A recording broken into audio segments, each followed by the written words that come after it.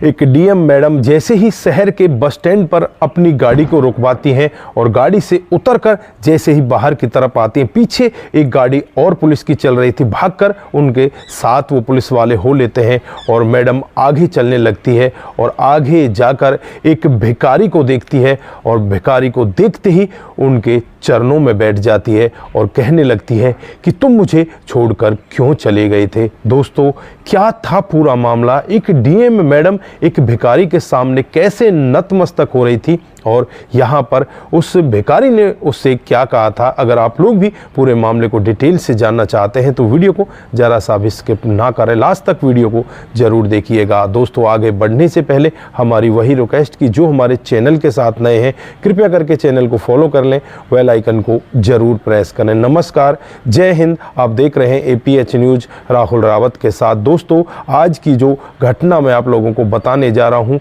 ये नवी मुंबई की हकीकत की घटना है। यहाँ पर एक महिला डीएम मैडम जिनका नाम संध्या होता है, दोस्तों वो अपने कामकाज को तो हर दिन बड़े प्यारपूर्वक किया करती, लेकिन उनके मन में एक सोच रहती कि कब मेरे पति मिलेंगे जिन्होंने मेरे लिए इतना कुछ किया, आज वो मेरे से जुदा हो गए, मैं उनको कहाँ ढूंढूं, क्या करूं क्या ना करूं, बस ऐसे ही सोचती रहा करती। और एक दिन का वाक़या होता है, ऐसे ही सोचते सोचते जब वो एक बस स्टैंड के पास पहुंचती हैं तो सामने एक भिखारी को देखती हैं, अपनी गाड़ी तुरंत ही रुकवाती हैं और जब उस भिखारी के नज़दीक पहुंचती हैं तो यहाँ पर वो दहाड़े मारकर रोने लगती हैं और कहने लगती हैं कि तुम मुझे छोड़कर कहाँ चले गए थे, तुम्हारे साथ में हुआ क्या है। तुरंत ही यहाँ पर उस भिखारी को गाड़ी में बिठाया जाता है, बिठाकर नज़दीकी हॉस्पिटल में ले जाया जाता है। डॉक्टर साहब यहाँ पर उसका चेकअप करते हैं तो वो कहते हैं कि इनके सर में चोट है और चोट की वजह से ये अपनी याददाश्त खो चुके हैं।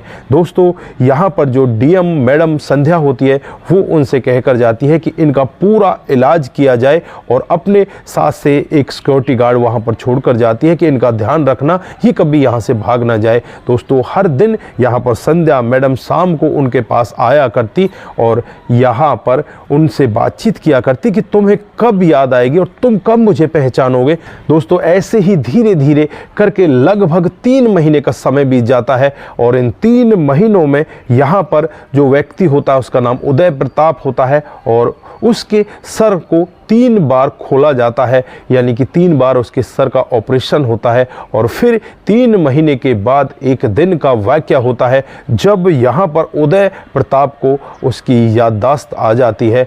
तो यहाँ पर जो मैडम होती है बहुत ही ज़्यादा खुश होती है और खुश होकर यहाँ पर उदय प्रताप से पूछने लगती है कि तुम मुझसे जुदा कैसे हो गए थे, तुमने तो मेरे लिए बहुत कुछ किया था और उस दिन हुआ क्या था और फिर तुम मेरे से दूर कैसे हो गए थे। दोस्तों, यहाँ पर डीएम मैडम संध्या बहुत सारे सवाल उनके साथ करती है। फिर वहाँ पर डॉक्टर साहब आ जाते हैं और कहने लगते हैं कि अभी इनके सर पर इतना ज़्यादा बोझ मत डालिए, इन्हें थोड़ा सा स्टेबल होने दीजिए, उसके बाद सब कुछ ये अपने आप ही बता देंगे। दोस्तों, यहाँ पर लगभग 24 घंटे का समय और बीतता है। उस 24 घंटे में कई बार उसे होश आता है और कई बार वो बेहोशी की हालत में चले जाते हैं, लेकिन 24 घंटे के बाद बिल्कुल स्टेबल हो जाते हैं। तो यहाँ पर उदय प्रताप तुरंत ही पहचान जाते हैं, सामने उनकी पत्नी संध्या होती है। दोस्तों, संध्या को देखते ही वो बहुत ज़्यादा खुश होते हैं और कहने लगते हैं कि संध्या तुम आ गई, मुझे पता था तुम ज़रूर आओगी और मेरी जो ज़मीन है उसे तुम ज़रूर छुड़वाओगे, मेरी ज़मीन गिरवी रखी हुई है। दोस्तों, संध्या यहाँ पर उदय प्रताप की ऐसी बातों को सुनकर बहुत ही ज़्यादा खुश होती है। संध्या ने हालांकि वो ज़मीन छुड़वा ली थी, लेकिन यहाँ पर उदय प्रताप का 1.5 सालों से किसी को नहीं पता था कि वो कहाँ चले गए। दोस्तों, अगर हम संध्या और उदय प्रताप के जीवन के बारे में बात करें तो यहाँ पर लगभग 5 साल पहले इनकी शादी होती है और शादी के बाद संध्या उदय प्रताप से एक ही बात कहती है कि मैं आगे पढ़ना चाहती हूँ, क्या आप इस सब में मेरी मदद करोगे। तो यहाँ पर उदय प्रताप कहता है कि ये कौन सी बात है, इसमें तो मैं आपकी मदद ज़रूर करूँगा, आप पढ़ लिख जाओगी, आप पढ़ लिख कर डीएम बन जाओगी तो यहाँ पर मेरे लिए बहुत खुशी की बात होगी। मुझे यहाँ पर लोग बाग यही कहेंगे कि देखो ये डीएम का पति जा रहा है, मुझे बहुत खुशी होगी, आप पढ़ाई स्टार्ट करो। यहाँ पर संध्या अपनी पढ़ाई स्टार्ट कर देती है। धीरे धीरे लगभग 1.5 से 2 साल का समय बीत जाता है संध्या को कोचिंग के लिए बाहर भेज दिया जाता है और उदय प्रताप सिंह अपनी खेती बाड़ी करके यहाँ पर जो पैसा इकट्ठा होता उसे संध्या की पढ़ाई के लिए भेज दिया करता। दोस्तों एक दिन ऐसा आ जाता है कि यहाँ पर उदय प्रताप को अपने खेत गिरवी रखने पड़ते हैं और संध्या की पढ़ाई के लिए पैसा भेजना पड़ता है।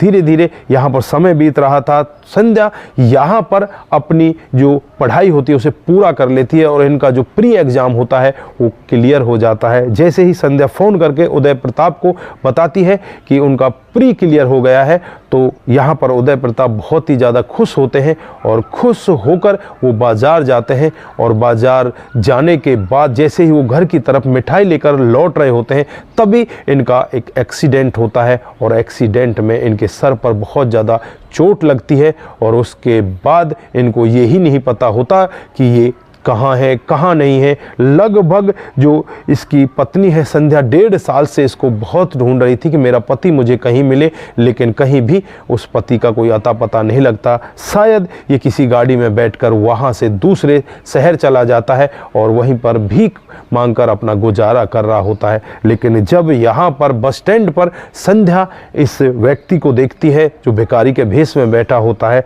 वहाँ पर उसकी आंखों में आंसू आ जाते हैं और वो समझ जाती है कि ये तो मेरे पति उदय प्रताप हैं। दोस्तों आज यहाँ पर उदय प्रताप की तबीयत बिल्कुल ठीक हो चुकी है और यहाँ पर जो संध्या मैडम है उसने जो यहाँ पर उदय प्रताप की ज़मीन गिरवी रखी हुई थी उसे छुड़ा लिया है और अब ये अपने जीवन को बहुत बेहतर तरीके से बिता रहे हैं। दोस्तों शादी के 6 साल बाद भी इन्हें अभी कोई बच्चा नहीं है और अब यहाँ पर जो डीएम मैडम है वो यही कह रही है कि मुझे आप जैसा ही एक बच्चा चाहिए। अब उसकी प्रोसेसिंग चल रही है, भगवान करे शायद इनको जल्दी ही कोई बच्चा पैदा हो जाए। दोस्तों यहाँ पर आप लोगों ने देखा कि एक पति अपनी पत्नी के लिए क्या कुछ नहीं करता और यहाँ पर डीएम मैडम का भी धन्यवाद देना होगा कि डीएम मैडम ने यहाँ पर अपने इस भिखारी पति को भी अपना लिया। जबकि बहुत सारी ऐसी कहानियाँ हमारे समाज के अंदर हमें देखने को मिल रही हैं जिसमें मैडम अपना पद पाते ही सब कुछ भूल जाती हैं, अपने सही सलामत पति को भी छोड़ जाती हैं। लेकिन यहाँ पर संध्या जो डीएम मैडम है वो धन्यवाद की पात्र हैं, जिन्होंने बिल्कुल भी अपने अंदर कोई घमंड पैदा नहीं किया और सब कुछ अपने पति के लिए न्यौछावर कर दिया। आज पति पत्नी दोनों के दोनों बहुत ज़्यादा खुश हैं, उनका जीवन बहुत बेहतर तरीके से चल रहा है। दोस्तों ये रही आज की एक छोटी सी कहानी। आप लोगों को कैसी लगी, यहाँ पर आप लोग क्या कहना चाहते हैं, आपकी जो भी राय है एक बार कमेंट बॉक्स में ज़रूर दीजिएगा। दोस्तों आज के लिए बस इतना ही, फिर मिलते हैं किसी नए मोड के साथ। तब तक के लिए आप अपना ख्याल रखें, परिवार का ख्याल रखें, सतर्क रहें, सावधान रहें, रिश्तों की अहमियत को ज़रूर समझें। दोस्तों जिन साथियों ने हमारे पिछले वीडियोज़ पर कमेंट किए थे उनका नाम हम यहाँ पर बारी बारी से लेने वाले हैं। जो सबसे पहला कमेंट आता है वो रामलाल लाधा जी का आता है। वो लिखते हैं कि बहुत ही अच्छी कहानी है। सलमान ने गौरी से सच्चा प्यार किया तभी उसके घर परिवार सभी को छोड़कर हिंदू धर्म स्वीकार किया। गौरी और सोनू को बहुत बहुत बधाई। ईश्वर से कामना करता हूँ दोनों का जीवन मंगलमय हो, सदैव दोनों साथ रहें। और आपका भी बहुत बहुत धन्यवाद, आपने इतनी अच्छी कहानी बताई। आपका भी यहाँ पर इस कमेंट को लिखने के लिए बहुत बहुत धन्यवाद। उसके बाद मोमन श्रीवास्तव जी, आजकल ऐसे इंसान कहाँ मिलते हैं, गोपालगंज बिहार से राम राम जी। उसके बाद शंकर स्वामी जी, आपकी कहानी बहुत ही अच्छी लगती है, आपका भी दिल की गहराई से बहुत बहुत धन्यवाद। उसके बाद धनराज प्रजापति जी, रावत सर कहानी बहुत अच्छी लगी, आपका बहुत बहुत धन्यवाद। उसके बाद कुमार केसी जी, जय शंभू जय भोलेनाथ, जय शंभू जय भोलेनाथ। उसके बाद सूरज डीईओ, नमस्ते भाई जी, very good story, I am Suraj from Fiji island, जय हिंद जय भारत। आपका बहुत बहुत धन्यवाद, जय हिंद जय भारत। उसके बाद प्रेमचंद शर्मा जी, बहुत सुंदर कहानी सुनकर बहुत ही अच्छा लगा, आपका भी दिल की गहराइयों से बहुत बहुत धन्यवाद। उसके बाद राम गोसाई जी हमें सुपर लिखते हैं, आपका भी दिल की गहराई से बहुत बहुत धन्यवाद। मोनू जैन जी वेरी नाइस लिखते हैं, आपका भी दिल की गहराई से बहुत बहुत धन्यवाद। उसके बाद कमल चौहान जी हमें लिखते हैं कि आपकी कहानी बहुत ही बेहतर होती है, आपका भी दिल की गहराई से बहुत बहुत धन्यवाद। रघु रावत जी हमें लिखते हैं कि आपकी कहानी हमेशा हमारे दिल को छू ले जाती हैं, आप इसी तरह से हमारे साथ में ऐसी कहानियाँ साझा करते रहिए। आप सभी का दिल की गहराइयों से बहुत बहुत धन्यवाद। आप लोग सतर्क रहें, सावधान रहें, रिश्तों की अहमियत को ज़रूर समझें। नमस्कार, जय हिंद